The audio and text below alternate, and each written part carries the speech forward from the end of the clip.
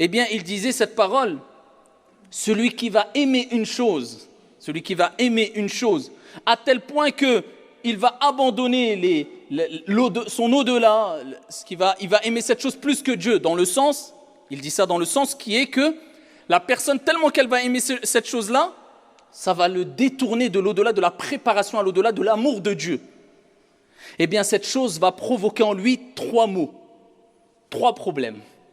Il dit le premier problème, c'est que il sera jamais bien tant qu'il n'aura pas acquis cette chose-là. C'est vrai, quand on veut quelque chose de dunya, on n'est pas bien. Pourquoi? Parce qu'on veut acquérir cette chose-là. Donc tu te batailles, Pourquoi? Parce que tu en as fait un objectif principal et donc tu n'as plus de cadre en te disant, écoute, je l'ai pas, alhamdoulilah, ala kulli hal. Non, là je parle de la personne qui, pour lui, c'est tout. Peu importe si je mets de côté mes principes, ma religion, là c'est un problème. Cette personne-là, il ne sera jamais bien. Avant de l'avoir, au moment de l'avoir et quand il l'aura perdu.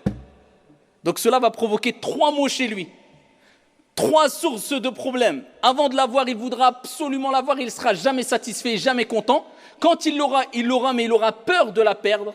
Tellement qu'il aura peur de la perdre, eh bien il ne sera jamais tranquille, jamais apaisé. Et s'il la perd, eh bien là c'est la catastrophe. Mais le croyant, il dit alhamdulillah ala kulli hal. Si j'ai, tant mieux et je profite. Si je n'ai pas, c'est pas grave, alhamdulillah.